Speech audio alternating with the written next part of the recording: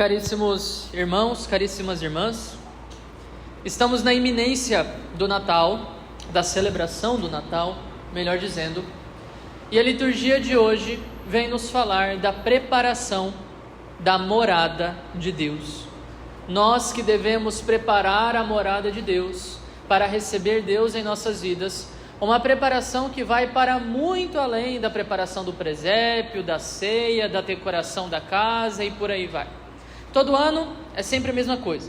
Vai chegando os períodos de festa, a gente vai modificando um pouco as coisas, vai vendo modificações na cidade, os presépios são desencaixotados, as árvores de Natal também, a coroa do advento aparece nas nossas igrejas e a gente percebe, por vários sinais, que é bom que seja assim, que este é um tempo diferente. Mas nós deveríamos estar nos perguntando, para que tudo isso? Para celebrar o Natal, padre, é claro. Mas o que é que significa celebrar o Natal? Para que serve celebrar o Natal? Isso nós vamos deixar um pouco para amanhã. Porque hoje o Senhor quer falar para nós, o Senhor está falando para nós, nesta liturgia, que antes de celebrar o nascimento do seu filho, Ele quer preparar uma morada para este seu filho.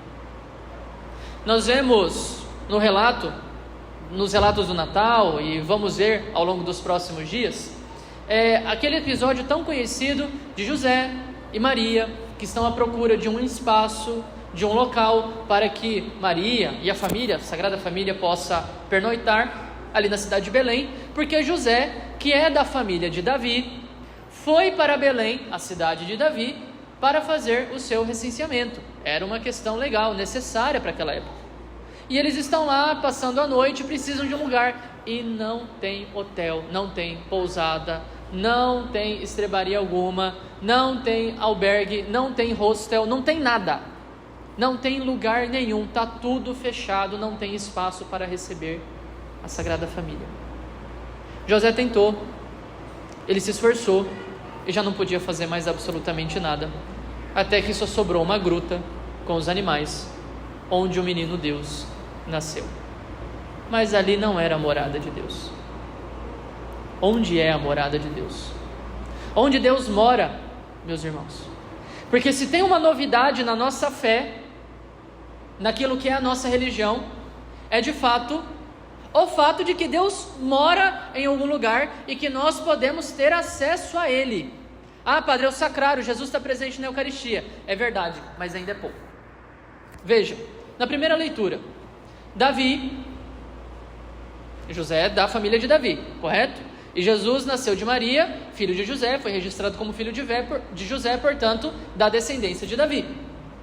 Davi, uma vez que chegou à terra prometida, o povo chegou à terra prometida, ali se estabeleceu, precisou travar muitas guerras e arrumar o seu lugarzinho ali naquela terra onde manda leite e mel, onde Deus prometeria que mandaria leite e mel. Uma vez que estava tudo em paz, Davi entrou em crise, o rei Davi. Ele disse assim, disse ao profeta Natan: vê, eu resido num palácio de cedro, madeira nobre, eu tenho as melhores coisas, a minha casa é a melhor, condomínio fechado, muita segurança, do melhor que eu poderia ter, e a arca de Deus está alojada numa tenda, em um lugar qualquer. Natan respondeu ao rei Davi: vai e faz o que diz o teu coração, pois o Senhor está contigo. E o que é que Davi queria fazer? Construir uma morada mais digna para Deus. Aqui, gente, já tem um primeiro ponto interessantíssimo de se notar. Davi percebeu que precisava construir uma morada digna para Deus. Nós muitas vezes nem isso percebemos. Tanto faz, tanto fez. Deus está em todo lugar, né? Está no céu, está no mar, na extensão do infinito, como a gente canta na musiquinha. E aí, tanto faz, onde Ele esteja, do jeito que seja a igreja, do jeito que seja o nosso coração, do jeito que seja a nossa casa, tanto faz. Essa é uma primeira coisa que nós já deveríamos aprender com Davi. Se Deus é Deus, eu preciso preparar o melhor lugar para Ele na minha vida. E muitas vezes nem com isso nós estamos preocupados. mas estamos preocupados com muitas coisas. Imagina só se você vai receber uma pessoa muito importante na sua casa, que você considera muito, sei lá, o bispo, por exemplo.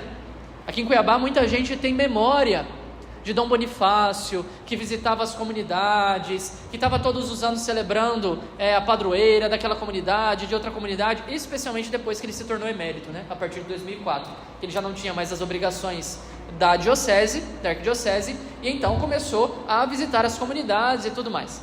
E o povo fazia do melhor para receber Dom Bonifácio, como faz com a gente os padres, especialmente no interior, né, gente? Quando a gente vai para pastoral, para missão no interior, prepara o bucho, que você vai comer. Você vai comer, e ai se não comer. Padre, não gostou da minha comida. Repete, padre. Ai, já estou satisfeito. Não, mas repete, senão assim eu vou achar que o senhor não gostou. Aí lá vai a gente comer aquela comidinha leve assim, sabe? Uma costelinha de porco, a galinha caipira, comidinha bem leve, entendeu? Pra gente continuar o dia na missão, coisa básica. O povo quer receber bem, porque sabe da importância que tem um padre, sabe a importância que tem um bispo. E Deus, gente, que importância tem Deus? Essa é a primeira coisa que a gente deveria aprender com Davi. Uma preocupação para preparar a morada de Deus o mais digna possível. Nós vamos ver como fazer isso. Mas olha o que Deus responde para Davi.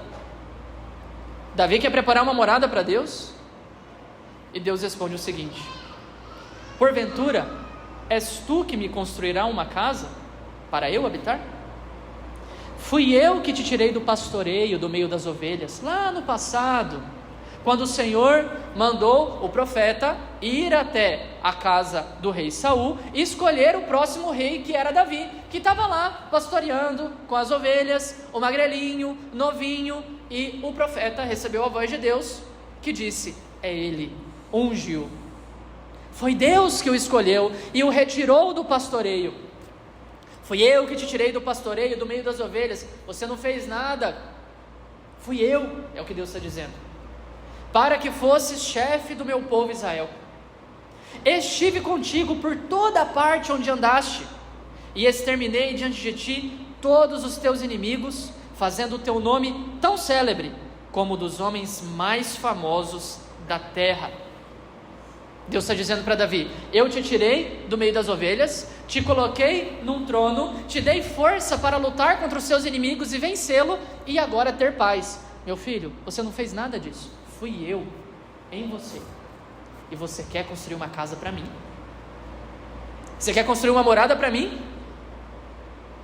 E mais para frente, o Senhor diz o seguinte: o Senhor te anuncia que te fará uma casa, quando chegar o fim dos teus dias, e repousares com teus pais, então suscitarei depois de ti um filho teu, e confirmarei a sua realeza. Quem será esse filho de Davi, que será suscitado pelo pai, e será tirado do pastoreio, entre aspas? Jesus. Eu serei para ele um pai, e ele será para mim um filho. Tua casa e teu trono serão estáveis para sempre diante de mim. A morada de Deus, meus irmãos, em nosso meio é Jesus. Quem preparou a casa foi Deus. E olha que coisa interessante, a morada veio habitar no meio de nós e em nós. Porque se a gente faz um salto agora lá para o Novo Testamento, para Jesus, nas vésperas da sua morte, nós vamos ver o seguinte, Jesus falando o seguinte: aquele que tem os meus mandamentos e os guarda, esse é que me ama. E aquele que me ama será amado por meu Pai, e eu o amarei e me manifestarei a ele. Primeira coisa, não adianta ficar dizendo que Deus é amor, Deus é misericórdia, que Deus perdoa todo mundo, que Deus é uma fofura. Não adianta, não vai dar certo. Que Deus é amor, não há dúvida. A dúvida é: você ama Deus? Você ama? Padre, é claro que eu amo. Ótimo, então agora vem a prova. Judas, não, Iscariotes, perguntou ao Senhor: Senhor, por que razão has de manifestar-te a nós e não ao mundo? E Jesus lhe responde: Se alguém me ama, o que é que faz? Guardará a minha palavra. Ouve a palavra de Jesus e aguarda, colocando-a em prática. E meu Pai o amará, e nós viremos a Ele, e nele, nessa pessoa que ouve a minha palavra, guarda a minha palavra, põe em prática a minha palavra, recebe o amor do Pai, o que é que essa pessoa também vai receber? Nós viremos a Ele, e Jesus disse, e nele faremos nossa morada. Olha que coisa impressionante, meus irmãos. Este mundo foi criado para que os homens, ao habitarem nele, pudessem ter presente também o seu Deus. Lá no Gênesis, onde estava Deus antes do pecado? Caminhando no jardim junto com o homem e a mulher. Deus habitava neste mundo. Depois do pecado, o homem se voltou completamente para si e decidiu ser autor da sua vida. Eu sei o que é o melhor para mim. Eu sei qual é o melhor caminho. Eu sei qual é o melhor mandamento para cumprir. Tá vendo? Eu nem preciso de Deus. Eu dou conta de seguir a minha vida do meu jeito. De vez em quando eu vou na igreja, faço alguma coisinha ou outra. Afinal de contas, nunca matei, nunca roubei, nunca traí. Não tenho pecado. Aqui começa o problema. Deus criou este mundo para ser morada dos homens e de Deus no meio dos homens. O homem pecou e bagunçou o mundo inteiro, desordenou o mundo inteiro, pôs o caos nesse mundo. E desde então Deus vem preparando o seu povo para criar uma morada. Deus quer morar em nosso meio. E mais, gente, Deus quer morar dentro de nós. Presépio não é nada. Mesmo que seja do Vaticano, belíssimo. Presépio do Vaticano é maravilhoso, mas não é nada perto do nosso coração. E como é que nós faremos para ter Deus morando dentro de nós? O Senhor é claro: se alguém me ama, Deus nos ama, com toda certeza, sem sombra de dúvidas. Deus nos ama.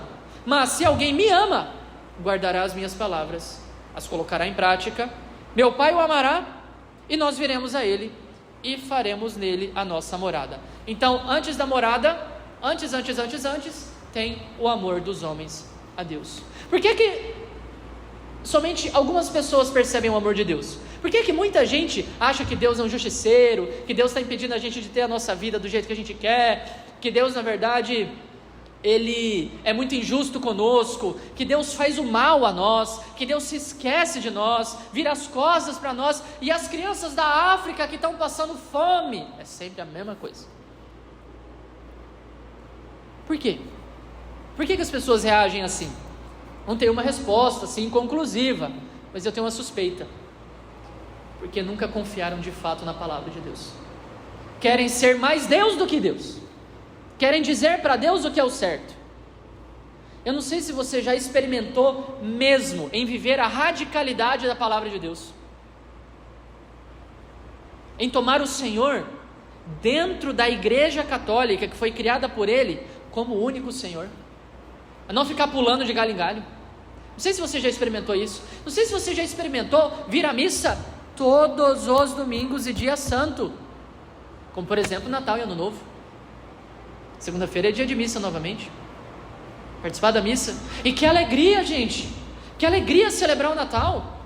Ai, padre, eu vou estar tão cansado da ceia. Volta mais cedo da ceia. Ai, padre, mas eu que vou estar dando a ceia lá em casa. Então oferece o sacrifício. Que alegria celebrar o Natal. Você já experimentou mesmo guardar todos os domingos para Deus? Ai, padre, eu sou muito católico, mas é que eu não consigo vir à missa todo domingo. Então para de dizer que é muito católico. Você está se enganando. Já experimentou, por exemplo, perdoar as pessoas que te fizeram mal? Ah, mas eu fiz errado, não é justo, eu não tenho que perdoar, eu tenho os meus direitos. Perdoa. Quem está fazendo mal aqui é você. E para quem? Para você, meu querido. Porque a pessoa que te ofendeu não está nem aí. É você que está guardando essa amargura dentro do coração. Já experimentou perdoar? Deixar para trás? Padre, mas eu não consigo esquecer o que a pessoa me fez. Como diz o ditado, quem bate se esquece. mas quem apanha, lembra sempre. Perdão, gente, não é esquecimento. Perdão é aceitar que a coisa aconteceu, que a justiça é com Deus e que para nós o caminho é o da misericórdia, e seguir em frente. Siga em frente. Deixa isso para trás. Entrega nas mãos de Deus e aceite que a pessoa que errou com você, ela também está manifestando algo de você, porque nós também erramos com os outros. Nós também pisamos na bola com os outros. Já experimentou perdoar e pedir perdão, fazendo um exame de consciência mesmo, para ver onde é que você faltou? Ah, padre, não, eu estou de boa, sou de boa com todo mundo. Muito bem, você é casado? Porque se é casado, saiba, o seu cônjuge acha que você pisou na bola, ainda que ele não tenha falado nada. Faça um exame de consciência. Onde é que você está faltando? Onde é que você está pisando na bola? Já experimentou, meus irmãos, viver a moral sexual da igreja, como o Senhor nos ensina desde o Antigo Testamento? Não usar anticoncepcional e nenhum outro método contraceptivo artificial, nada. Aprender a colocar o sexo no lugar que lhe é devido, dentro do matrimônio, sagrado, belo, lindo. Já experimentou guardar a castidade realmente? Mas padre, como é que eu vou viver sem sexo? Ué, você é bicho? Está no cio? Então dá para viver. Às vezes a gente se esquece do que nós somos. Nós somos homens, nós somos seres humanos, e com a graça de Deus podemos ser como Deus, muito melhores. Tem que lutar, a gente é fraco, ok, mas já experimentou colocar mesmo a coisa para funcionar e viver com profundidade esse mandamento também? E por aí vai. São muitos os detalhes do amor. Santo Agostinho nos diz que quem ama pode fazer o que quiser, simplesmente porque ama. Porque já que ele ama, ele vai cuidar ao máximo de fazer aquilo que a pessoa amada precisa de melhor. No nosso caso, a pessoa amada é Deus. E meus irmãos, os santos nos alertam para o fato de que Deus quer fazer morada nos nossos corações, em todos os nossos corações. Deus gostaria que todos os corações fossem uma manjedoura, ainda que pobre, ainda que simples, para recebê-lo. É curioso o fato de que Jesus, quando nasceu, não foi colocado num berço de ouro, né? A gente poderia pensar, ai Senhor, mas eu não tenho um berço de ouro para te dar. Mas uma manjedoura, um coxo, todo mundo tem. Todo mundo tem.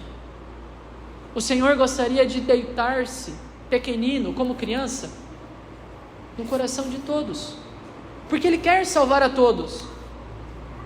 O problema é que nós não queremos. Muitos não querem, talvez nós estejamos dentro destes muitos. E São Gregório nos alerta para o seguinte: Deus desce ao coração de alguns, mas não faz ali sua morada, porque tais homens concebem pela contrição o temor de Deus, têm medo de Deus quando percebem os seus pecados, quando veem que fizeram coisas erradas com Deus, mas chegado o tempo da tentação, uma nova tentação, se esquecem até mesmo da compunção, do arrependimento, daquela contrição passada, e assim voltam a cometer os pecados como se nunca os tivessem chorado, lastimado. É o velho ditado: quem está de pé, cuidado para não cair, porque ninguém está suficientemente seguro. Ninguém. Que tristeza, alguém que começou a acolher o menino Jesus, porque se arrependeu dos seus pecados, resolveu ter uma vida nova, mas se esqueceu que não tem força própria para dar conta disso, e abandonou a fonte da graça, que está aqui na Santa Missa, que está na oração diária. Não é à toa que Nossa Senhora pede que nós rezemos o terço todos os dias, não é à toa. Que tristeza, alguém que começou a trilhar, encontrou a alegria da graça, e de repente foi mais para trás ainda, por não ter acolhido essa graça da perseverança. E aí São Gregório continua dizendo: quem pois ama a Deus de verdade, ao seu coração vem o Senhor e faz ali sua morada. Porque de tal forma este homem é adentrado pelo amor da divindade, que chegado o tempo da tentação, o que é que esse homem faz? Não se afasta de Deus e aguenta, não porque é forte, mas porque sabe em quem colocou a sua esperança. Nele, em mais ninguém. Nele e em mais ninguém. Não se afasta dele. Quem ama de verdade é aquele em quem o mau deleite não conquista o consentimento da alma, em quem a tentação não tem lugar. Nós queremos preparar uma morada para Deus, como o rei Davi? Ótimo, mas não nos esqueçamos, quem prepara essa morada é Deus. Ele já faz tudo, a gente só tem que parar de impedir. E como é que a gente vai fazer isso? Amando a Deus, guardando a sua palavra, cumprindo os mandamentos. Apostem nisso, meus irmãos. Apostem nisso. O mundo tem os seus mandamentos, e por causa disso, quando nós ouvimos umas coisas como estas, talvez a gente fique assim bastante agitado interiormente, revoltado, mas isso é demais, é radical demais. Aí a igreja tem que ceder, a igreja tem que abençoar todo mundo, a igreja tem que acolher todo mundo. Jesus está dizendo para nós: somente aqueles que o amam, que guardam os seus mandamentos, receberão em seu coração como morada a sua presença. Simplesmente porque Jesus não vai habitar em um coração que não o quer receber. Ah, padre, mas eu quero receber a Deus. Falar é fácil, quero ver na vida mesmo. Nós precisamos mostrar com atos, com a vida, que nós queremos receber a Deus. E assim a morada vai sendo preparada para que Ele venha habitar. O hóspede principal vem habitar, o residente principal vem habitar. E eu sei que não dá para ir muito além disso aqui nesse momento, nessa homilia, porque o tempo é limitado, enfim, a gente precisaria falar de muitas outras coisas, mas eu só quero dizer uma coisa: essa história de que Deus habita em nós como morada, isso não é apenas uma figura de linguagem, uma força de expressão, para que a gente tenha aquela certeza do sentimento de que Deus habita em nós. Isso é real, gente. Isso é real. Quem é fiel e segue o caminho de Deus, percebe uma presença real, alguém que está presente e que não me julga, que não me maltrata, que não me condena, mas que está o tempo todo pedindo: ouça as minhas palavras, guarde as minhas palavras e você será feliz. É o tempo da misericórdia, o julgamento vem depois. Deus está dando todas as chances para que nós tenhamos em nós a sua morada. Façamos isso em primeiríssimo lugar, guardando os mandamentos, e depois com a oração diária para mantermos o cumprimento dos mandamentos, a guarda dos mandamentos. Teremos Deus dentro de nós. A nossa vida vai mudar, a vida da nossa família vai mudar. O mundo não vai aceitar, mas a nossa vida vai mudar, e nós teremos a certeza de quem habita dentro de nós. A palavra de Deus nos garante isso. Preparemos, pois, o menino vai chegar, que ele encontre uma morada digna dentro de nós. Louvado seja nosso Senhor Jesus Cristo.